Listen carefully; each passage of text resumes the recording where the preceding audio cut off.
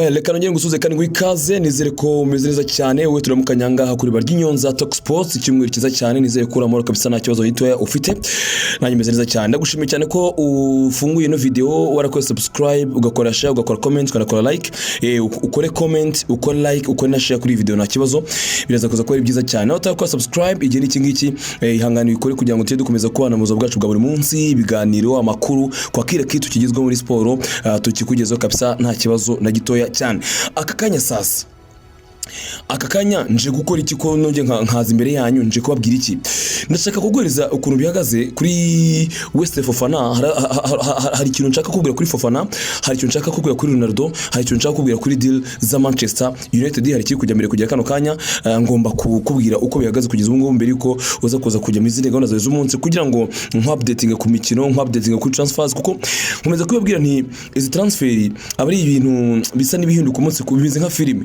ubusanga bihinduka umunsi ku wundi ibyo wabonye mu gitondo ibyo ubona ku mugoroba kandi bigahinduka bijyanye n'ibitekerezo by'abantu imyanzuro iri gufata hakurya y'isoko ry'igwe n'ibisha ry'abakinnyi iri kuvuga byose ugasanga biraho ngaho biri ku ruhande so Fofana nayobwiye ku munsi w'ejo it's now official ikipe ya Chelsea yumvikanye na Leicester City no munsi witwa Fofana amakipe yombi yumvikanye ku ijoro ryo kwa gatanu nijoro bishyira kwa gatandatu hanga mu rukere rw'amakipe yumvikanye hagati ya Chelsea n'ikipe ya Leicester City ku giciro cya $75 z'amapounds gusa izi $75 z'amapounds ikintu wamenya zirimo n'ama add-ons arimo iyi niyo fee yo kuri Fofana rero ubu tuvugana ikintu gihari ni kimwe amakipe yombi yamaze kumvikana ufite ntago byabaye 100% like nyine ntago byapfundikiye ufite bisa no gusuka amazi mu kajerekani ariko utaragapfundikira amazi basi mu kajerekani ndetse kanuzuye hase kugapfundikira mvuga ni iki twa tudetaye dutoya turi kubura bijyanye muri yenda bw'imyishyurire buri bizaje mbese utuntu turimo ngo turi kuba tudetaye nitwe turi kubura kugira ngo birangire dokima zose nizo bari kubura kugira ngo birangire neza full ijana ku ijana ariko uwavuga ngo Fofana n'umukinnyi wa Chelsea ntago yababeshye kuko ku munsi w'ejo yakoze tweet umugabo witwa Gary Lineker yakoze tweet igaragaza uburyo avuga Fofana Chelsea bonye umukinnyi mwiza Chelsea bonye umukinnyi ukiri muto kandi umwe mu bakinnyi beza ba defense ifite kugira kano kanya enda bazaba biza kurusha mu gihe cyazaza ariko promising players Fofana akora comment akora thank you legend anakora retweet yarakoze comment akora retweet bigaragaza ko n'umukino wabwo arabizi nazo mbona abafana bamwatatse muri comment avuga ati ko zino no we witangarije uritangaje kugiti yamaze gutangaza ko amaze kujya muri Chelsea ibyo already n'ikipe itarakugaragaza n'ikipe itarakwanonza ataho ntiwihuse ibintu nk'ibyo ariko biragaragara ko Fofana nta kintu kizahinduka n'umusore ugomba gushyira umukono ku masezerano y'imyaka 6 muri equipe ya Chelsea person terms bamaze kumvikana barumvikanye cyane ko Fofana we yashaka kujya muri Chelsea uko byane ko ariko kose nta equipe yashakaga so byamaze kurangira rero ubu tuvugana uyu munsi wo ku cyumweru haraza kuza kuba medical nindi update ngomba kuza kugweza kuri no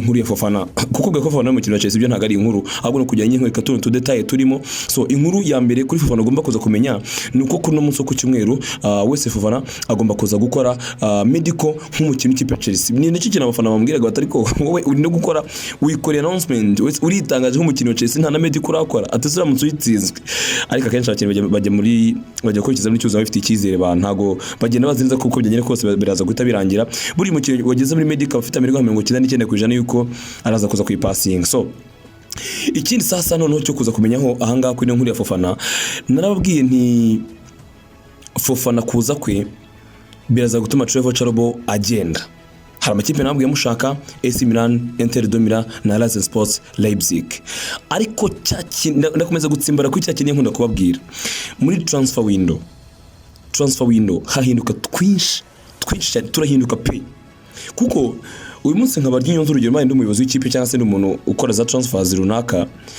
nshaka kugira igitekerezo cy'icyo nakora uyu munsi ku cyumweru byagera kuwa mbere nkabona ikindi gize nkabana nakoze n'ikindi reka cyo ndatekereje ko cyumwe nkihorere nze kuri kimwe cyo kuwa mbere kuko ubuzi ko hari ikintu wenda ugiye kuza kubwira abantu cyangwa se gishoboka cyane ko hari ikintu wakora so kuri Tuchel sasa Chelsea ni umukinnyi ifite muri gahunda zabo ni umwana mu by'ukuri bareze ariko bumvaga ko nabona kabonye Fofana bazabonye umukino w'igihe kirekire cyazaza bishobora gutuma barekura Trevor Charobo akaba yajya mu ntizanyo mu makipe atandukanye yamushakaga ariko kano kanya noneho update ugomba kumenya habaye impinduka mu bitekereze ya Thomas Tuchel. Iyo mpinduka mu bitekereze Thomas Tuchel iteye gute? Nyuma y'amakipe yashaka Trevor Charobo yamaze kubwira haruguru arimo Rasen Sports Leipzig, Inter de Milan, AC Milan, birasa naho nubwo yashaka gusinza umusore ku ntizanyo Thomas Tuchel ndetse na Chelsea ntago bashaka gutanga green light kuri uyu musore kugira ngo ajye muri ayo makipe. Tugomba gutegeza tukareba uko isoko ry'igurishwa ry'abakinnyi riza kuza kurangira bimeze ariko igihe hari muri Chelsea bamaze guhindura mind kuri Trevor Charobo wabo barasa naho bashaka kuza kumugumana muri equipe ya Chelsea kuko batekereza ko bashaka kugumana Trevor Charobo bamaze guhindura ibitekerezo barumva ko baramutse bagumanya Trevor Charobo byatanga umusaruro kandi byabafasha kuri umusore twa Trevor Charobo nubwo yari umukinnyi batubwiraga ko ari buze kuza kubisikana nawe Fofana. Erega aka kantu namwe mugatekerezo bakoze umupira mu dukwicanga ntibize gusaba abafana ba Chelsea gusa kugira ngo baduhe ibitekerezo mugatekerezo namwe mumbwire murebe urwego rwa Fikayo Tomori muri AC Milan yagiye kuko yabuze umwanya uhagije gukina muri equipe ya Chelsea biranye Chelsea namugurisha amafaranga ngira ngo za miliyoni 38 bambyibuka neza. Murebe urwego rwa Tammy Abraham muri AS Roma ku mugoroba w'iki kipe ya Juventus mu mukino wanganje igitego kimwe kuri kimwe. Trevor Charobo murebe ukuntu ari gukina muri Chelsea ukuntu hagaze kujya kano kanya. Ubonye umukino w'imyaka mike nka Fofana urwego akinaho na karite afite kugira kano kanya ni ikintu cyakoroha gutakaza cyangwa se kwemera kurekura nubwo yaba ari impizanyo umukino nka Trevor Charobo ku myaka ariho n'urwego ariho rw'imikinire. Ako kantu gatekerezo mu mbwire ngiye ku ruhande rwanye nka BARYINYONZA ikipe ya Chelsea iramutse itari kwe Fofana iramutse itari kwe Trevor Charobo yabikoze akantu keza ndetse keza cyane kuko hazaba ikintu cyitwa kumenyerana ku ruhande rumwe cyangwa urundi kuko Chelsea yabifite abakinnyi babiri bakiri batoya kandi beza urwego rwabo ntabwo rungana kujya kano kanya katuvugisha ukuri kuko Fofana hejuru ya Charobo ndetse kure cyane ariko Charobo n'umukino bigaragara ko yakwiga kandi yakwiga neza ni umukino biga Trevor Charobo ariga turabiri umunsi ku wundi kuva Thiago Silva yaza hari ikintu Trevor Charobo amaze kumukora kandi bigaragara amaso buri wese ku mugoroba bare bakinanye muri equipe bare bakinanye mu mukino bakinyemo na Leicester bakatsinda ibitego biri kuri kimwe kandi abakinnyi 10 bamaze gutakaza umukino mu kibuga hagati witwa Colonel Karagwari Carton Rouge hakiri kare cyane kota 26 mabyibuka neza ariko Trevor Charobo na Thiago Silva kuko urumva yamaze kuvamo Colonel Karaga bivuga ngo ko Chelsea itindura system none Reece James wari muri back 3 ahitagaruka none aza gukina ku ruhande rw'iburyo inyuma none akina nyine bahita bakina mandi inyuma instead yo gukina batatu.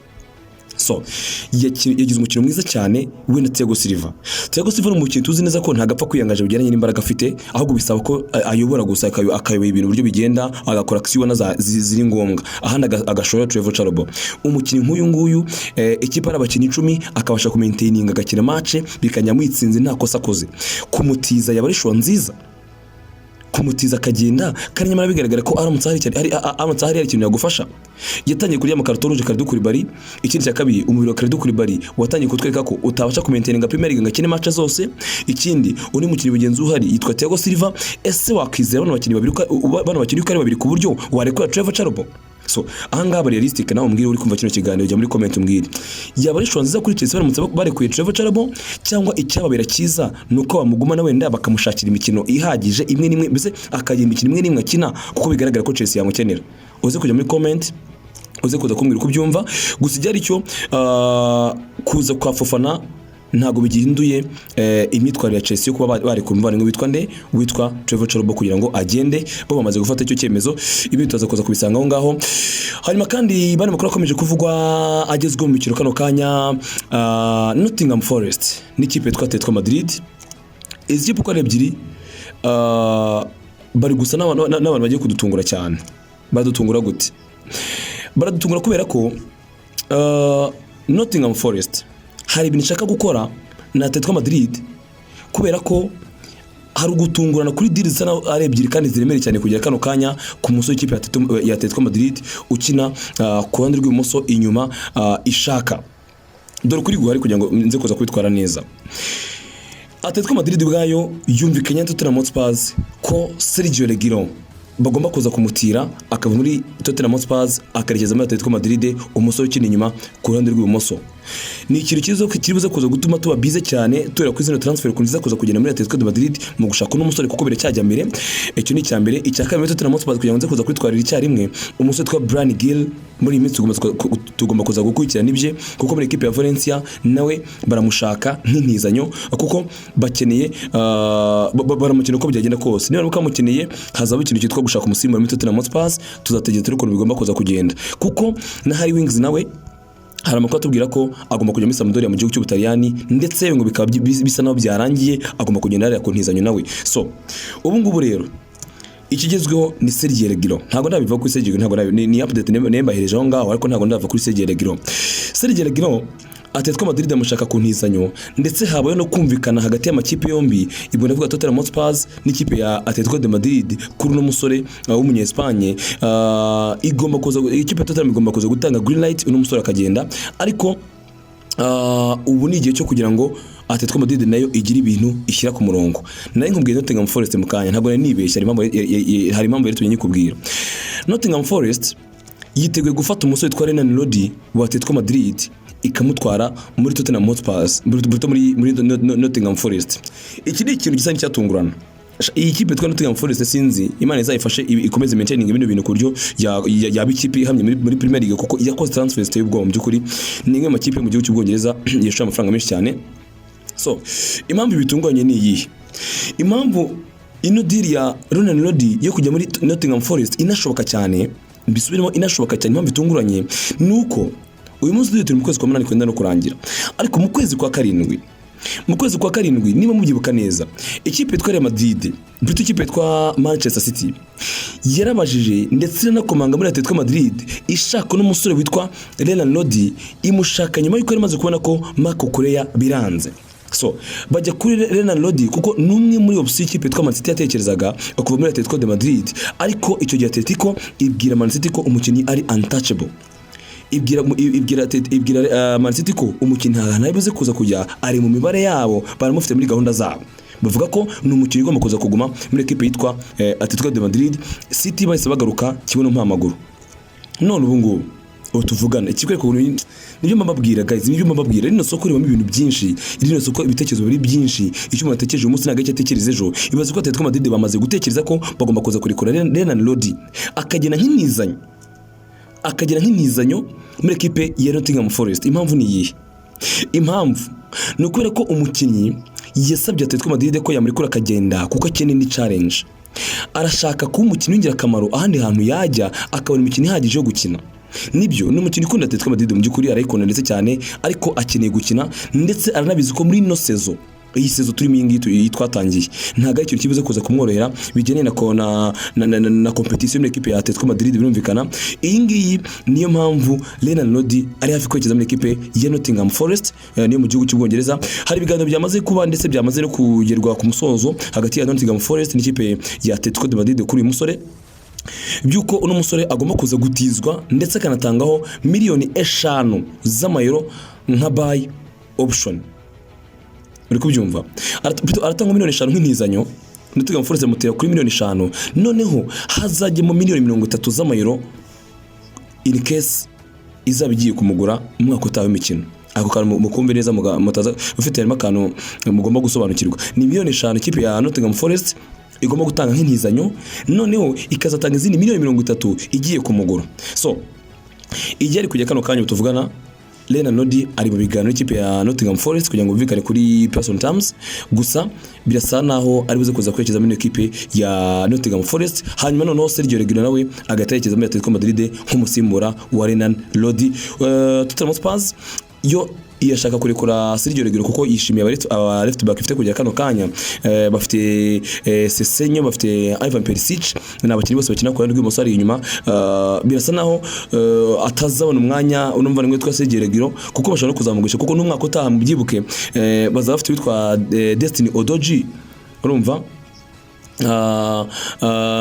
witwa Odoji uzaza sezita bamaze kumugura byararangiye tukiba Tottenham Hotspur. So Hanyuma kugira ngo iki kiganiro kibashe kukugeraho neza cyane byagizwe mu ruhare na Bismart Rwanda. Bismart Rwanda iduka ryiza cyane bari gufitiye imyambaro myiza cyane, abashaka imyambaro yo gukora na siporo, amajezi meza cyane agizwe kabisa y'amakipe akomeye ku mugani burayi yakomeye yose kabisa. Ushaka jezi original apana zazo usanga bapapira n'iki byose za fake zangwa z'amafuti, ndakubwiza ukuri jya muri Bismart Rwanda. Bismart Rwanda sibyo byo inagufite ko n'amakoti ateye ubwoba y'amasirimu meza cyane, amakoti ava muri za Turukiya, amakoti ava mu Butaliyani, yayandi ujyana mu bukwe, yayandi ujyana mu nama, nono amashati agizweho amadebana kwakira kitu mu byukuri. Ndakubwiza ukuri korana na Bismart Rwanda ubundi bigufashimo bwese byose wakifuza. Ibaza umuntu kugira amakote, umuntu gufata akaguhereza jezi wifuza zose kari ku mafaranga make cyane. Mbabwiza ukuri abanyarwandakazi mu nkuke kano kanya Bismart Rwanda mbahaye rinye y'ahantu wakuri inkweto nziza zigizwe zo kwambara ku makoti, amashati y'amusirimu. Nukuri kw'Imana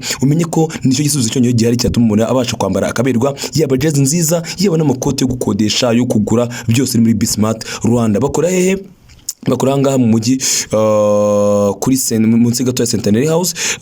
Ushobora kwinjira munsi ya Centenary House cyangwa kwinjira ku marembo arebana ni posta andi bacuruza amatelefoni, ubundi gahunda twazagenda neza cyane muri Bismart Rwanda. Fata telefone hamagare 0781 46 48 92 cyangwa 0787 21 12 Bismart Rwanda bakwatsi. Ikindi sasa reka mpindura amaso nekeze kuri Manchester United. Ega Manchester ifite amakuru mwaka byarenga mujye mureka tuyiganire kuko ifite amakuru duhereza kandi menshi. Nk'ubu ngubu hari updates zigomba kwa zihari kuri Martin de Blavka, umunyezamu bashaka hasi hejuru, umunyezamu bashaka aza kuza ko umunyezamu wa kabiri nyuma ya David De Gea, baramushaka nk'inizanyo ariko harimo n'akantu ka buy option ka millions zijya ku 5 za pounds. Newcastle irashaka permanent move, niko ka update karimo, ni permanent move cyangwa se harimo loan na obligation to buy. Manchester ishaka kumutira just kazi kamutira, yamara kumutira wenda agasubira Sevo ntacyo bigiye ko bitwaye. Ariko noneho update irimo kujya kano kanya kuri no nkuru ni yihe, nuko ikipe yitwa Newcastle irashaka, niba ushaka Martin de Blavka mugure umujyane burundu cyangwa umutire, ariko harimo na option dash. Buriya option dash utayubahirije hari n'amafaranga utanga. So kugera ubu ngubu sasa umukinnyi nawe ubwe amakuru ahari ariko tuvuga kari gupushinga cyane, ari gupushinga umukinnyi, arashaka kugerageza kubona ni opportunity yo kujya gukina ikipe ya Manchester United. So reka tujyaje turebe, gusa nawe ari kugerageza kubaza ikipe ya Newcastle kugira ngo imwemerere kuba yagenda, ariko akabikora mu buryo buri respectful, akabikora mu buryo burimo icyubahiro cyinshi cyane kuri we, kuko n'umunyezamu akaba muri Newcastle United nyuma ya Nicky Pope. So reka turebe rero niba Manchester United ikomeza gupushinga kuri umuvandimwe witwa Martin de Blavka, bakaba mu gihe umunyezamu wabo wa kabiri ku gahunda zihagaze kuri Anthony plutôt kuri Martin de Blavka. Ikindi kuri Anthony nibaza ko nzakomeza kugenda babwira uko bihagaze kujya kano kanya nyuma y'ibiganiro yajyanye ejo bone na Fabrizio Romano, baraganiriye twumva ibitekerezo by'uko bihagaze. Ubwo tubwiraga ko mu by'ukuri ashaka kujya muri equipe y'inzozi ze, nicyo tuzakomeza gukurikirana cyane, tukarekomeza kuza kugenda. Ashaka gusohoka muri Ajax, arabasaba ati please let me follow my dreams, ariko ikipe ya Ajax Amsterdam ntago ashaka kubyumva. Manchester United yatanze miliyoni 90 z'amayero zaranzwe, narababwiye barashaka miliyoni 100 z'amayero ikipe ya Ajax Amsterdam. Bise ku munsi wari twabiganira mu buryo buhagije, twabigarutseho Anthony naramuka agize igihinduka rwose, niyo yaba ariyo nkuru yonyine ndazanganye babwiye nta kibazo. In case naramuka agize aka update kaza kuri we ndaza kuza kubabwira, gusa kujya kano kanya nta cyahinduka kubyo nababwiye ku munsi w'ejo. Niba utarumvise inkuru ya Anthony humura subira inyuma gatoya, rwose ntago ari kure cyane mu biganiro nka bingaye bitambutse, uraza kuza kubona iyo nkuru, ubone muri iyo exclusive interview yagiranye na Fabrizio Romano. Ahubwo noneho nkebe Manchester United mureke nongeye kugaruka ku mugabo witwa Cristiano Ronaldo. Cristiano ibibazo bikomeje kuba byinshi, abana kukwibaza komeje kuba byinshi ku hazaza Cristiano, ariko ijyari dore ngiki George Mendes umagent wa Cristiano Ronaldo kujyana aka kanya ari gukorera inyuma y'amarido, ndetse no gukora cyane icyuya cyamanutse. Atangiye kumva ko yakoze koko ari gukora byatari, aracyagerageza gushaka uburyo yabonera Cristiano Ronaldo igisubizo cyane bize kuza kwerekeza n'umukinnyi ukigeze gushaka ikipe yari bize kuza kwerekezamo muri ino minsi igera kuri 4 isigaye kugira ngo isoko ryigwe n'igusha ry'abakinnyi ifunge. Gusa ntago ari ikintu cyose mu by'ukuri, ntago ari ikintu cyoroshye kubera ko isigaye iminsi mike cyane, ntago mutaza kuza kumva ngo Cristiano ngo biraza kuza kura gusohoka muri Manchester United kujya kano kanya, kuko nta kipe kutweka ko imukeneye cyane. Gusa niyo mpamvu ndi kukubwira ngo umu agent w'inyuma y'amarido ibana icyo kiri kuza n'amasengesho ko yafata ati Imana tubabarire basi tubona twerekeze ko hari ikintu dushaka gukora muri Champions League. Gusa ntago ari ikintu kiza kuza kuba cyoroshye kubona ikipe iri ku rwego rwiza cyane Cristiano yakifuza, ariko ukuri guhari nuko Jorge Mendes yofarinze Cristiano muri equipe ya Napoli. Yabofarinze ababwira iki? Yabofarinze ababwira ati birashoboka cyane ko nabagurishiriza Victor Osimhen. Mwebwe mfate Cristiano nanjye ndagurishiriza Victor Osimhen kandi namugurisha ku mafaranga meza cyane. Ariko igihe dore ngiki amakuru ariko tubwira ko abantu b'i Napoli ku munsi w'ejo barabitubwiye, batubwiye ko nta contact iyo yose bajyanye na camp ya Cristiano kugera n'aka kanya. Bivuze ngo nta biganiro bihari byahuje Jorge Mendes n'ikipe ya Napoli, nubwo Jorge Mendes akomeje gushakira Cristiano ahantu ari hose ashobora kuba yakerekeza kugira ngo arebe ko yakira Champions League nk'uko abishaka. So ni Champions League n'irushanwa Cristiano ubona afitemo iravango bise barakundana, irushanwa rikunda Cristiano na Cristiano agakunda irushanwa, kandi Napoli rero ni imwe mu makipe n'ubundi azakina irushanwa. So reka tugeze turebe, gusa bakavuga ko ngo Cristiano mu by'ukuri ngo ku giti cye yakwishimira kubona abonye ino equipe nka Napoli nta kintu byamutwara ku giti cye akagenda akarikina muri equipe ya Napoli. Tugomba gutekereza tukareba ukuntu biza kuza kugenda aka Africa ka Mendes ko gushaka kugurisha Victor Osimhen kugira ngo ikipe ya Napoli byungukiremo. Ntago aka kanya ibyo biganiro biraba, kuko n'umukino witwa Victor Osimhen amakuru aturuka mu gihugu cy'Ubutaliyani kano kanya atubwira ko nabwo arashaka gukina Champions League, ashaka gukina umupira wa Champions League. Tugomba gutegereza tukareba uko biza kuza kugenda, gusa kugira kano kanya uko niko kuri guhari, niyo makuru ahari kugira kano kanya. Jorge Mendes niwe ugifite umupira mu biganza bye, niwe ugikora, reba nagomba gukoresha umutwe agakoresha ubwenge agateka imitwe akareba ko hari ahantu yatanga Cristiano Ronaldo kujyana aka kanya ntago biza kuza koroha. So ngayo nguko byo ngene nikomeje kuvuga kujya kano kanya na inje kugira ngo tubiganireho. Ibindi mureke misange muri comment zanyu uko muri kubyumva, uko mubitekereza ko ino deal ya Cristiano uko muyumva, ese iminsi isigaye uko ari ine birashoboka cyane ko ashobora kuza kugira aho yerekeza. Ese amahirwe menshi kwitije kuri kubibona, nyandikira muri comment kano kantu ngiye kukubaza. Mu minsi nisigaye ubona amahirwe menshi ya Cristiano araye kuguma muri Manchester cyangwa bizarangira asohotse? Aho kantu je muri comment uze kuza ukambwira, ese Cristiano ubona bizarangira gumye Manchester cyangwa ubona bizarangira asohotse? Nuje muri comment uze kuza kubyumva. So ngayo nguko rero mfasha umwanya kugira ngo njye mbaganirize mbere kibihari bikuvugwa mu mikino, ntaho ndajya stinda cyari umuntu wanyu, ibi bintu bikora kubera mwebwe, niyo mpamvu ndabeze kuza gukomeza gucika intege kuko munyereka support yanyu umunsi ku wundi n'uruhare rwanyu nkarubona cyane. So guys, mbifuze rero kugira umunsi mwiza muhaye muronke kandi Imana ibarinde.